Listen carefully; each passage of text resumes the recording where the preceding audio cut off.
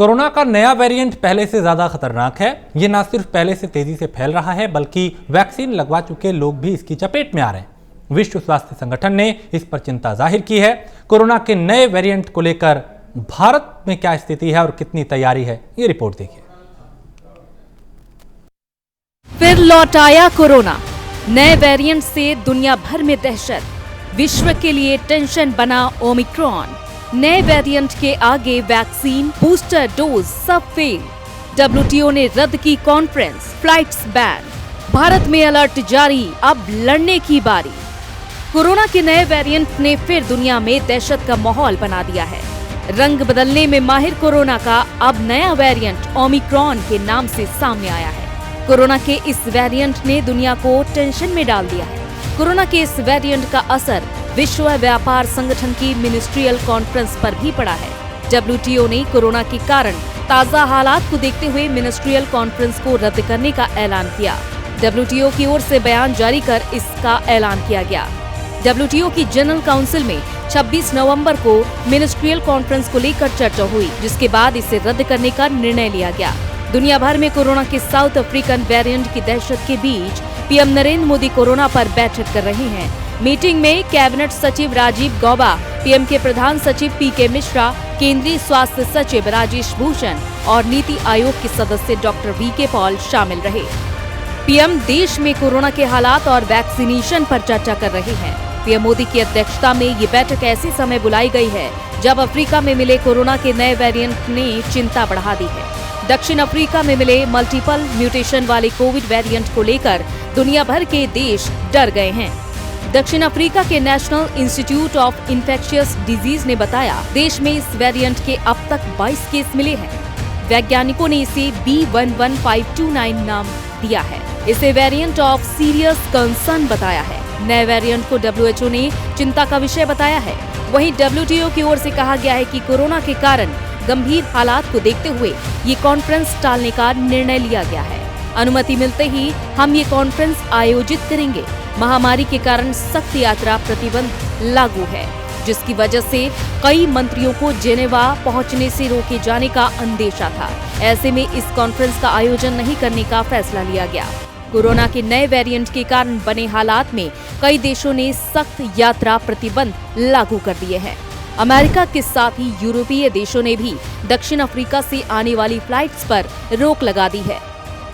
Africa और आसपास के देशों से आने वालों के लिए क्वारंटीन अनिवार्य कर दिया गया है। कनाडा की सरकार ने पिछले 2 हफ्ते में अफ्रीकी देशों से आए यात्रियों का कोरोना टेस्ट कराने का ऐलान किया। कोरोना के इस नए स्वरूप को देखते हुए भारत भी अलर्ट मोड पर है।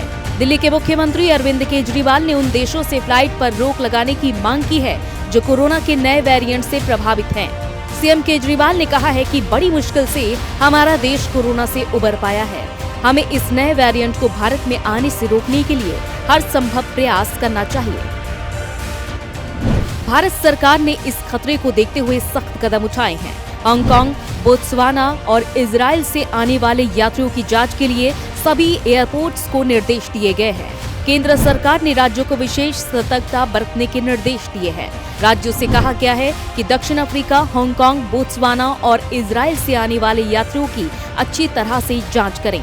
किसी भी तरह की लापरवाही ना बरतें। राज्यों और UTS को लिखे एक लेटर में हेल्थ सेक्रेटरी राजेश भूषण ने कहा, पॉजिटिव पाए जाने वाले सैंपल्स को तुरंत जीनोम सीक्वेंसिंग लैबोरेटरी में भेजा जाए। देश के national centre for disease control ने भी इस वेरिएंट को लेकर आगाह किया है। कोरोना वायरस के नए वेरिएंट की दहशत दुनिया भर में देखने को मिल रही है। सरकारें सतर्कता बरत रही हैं। भारत ने भी सतर्कता बरतते हुए ब्रिटेन, दक्षिण Africa, Brazil, Bangladesh, Mauritius, Botswana, Zimbabwe, New Zealand, Singapore, Hong Kong और इजराइल को जोखिम वाले देशों की सूची में रखा है। इन देशों से भारत आ रहे यात्रियों की दिल्ली एयरपोर्ट पर जांच भी कराई जा रही है। लेकिन सुकून की बात है कि अभी तक भारत में नए वेरिएंट का कोई केस नहीं है। अभी तक कहां कितने केस मिले? सबसे पहले दक्षिण अफ्रीका में इस वेरिएंट के केस मिले थे। वहां अब तक इस वेरिएंट से 77 लोग इफेक्ट हो गए हैं। बोत्सवाना में भी 4 लोग इस वेरिएंट से इफेक्टेड मिले हैं। चिंता वाली बात यह है कि बोत्सवाना में पूरी तरह वैक्सीनेटेड लोग भी इसकी चपेट में आ गए हैं। साथ ही हांगकांग से भी इस नए वेरिएंट के 2 केस मिले हैं। फिलहाल दोनों मरीजों को आइसोलेशन में रखा गया है और निगरानी की जा रही है। इजराइल में भी इस वेरिएंट से इफेक्टेड एक केस की पुष्टि हुई है। इफेक्टेड व्यक्ति दक्षिण अफ्रीका देश मलावी से लौटा है। दुनिया के लिए तेजी से फैल रहा ये वेरिएंट इसलिए भी घातक बन गया है क्योंकि ऐसा माना जा रहा है वैक्सीन लगवा चुके लोग भी वायरस की चपेट में आ सकते हैं। इसकी वजह ये भी है कि अब तक की वैक्सीन को चीन से मिले वायरस के हिसाब से बनाया गया है, लेकिन ये स्ट्रेन उस मूल वायरस से बहुत अलग है। इसलिए अब भारत समेत पूरी दुनिया भर के लिए लड़ने का वक्त है, फिर वायरस पर जीत हासिल करने का वक्त है। Bureau report, prime news. और इसी के साथ इस बुलेटिन में फिलहाल इतना ही। एक छोटे से ब्रेक के लिए रुकेंगे, ब्रेक के उस पार कुछ और खबरें।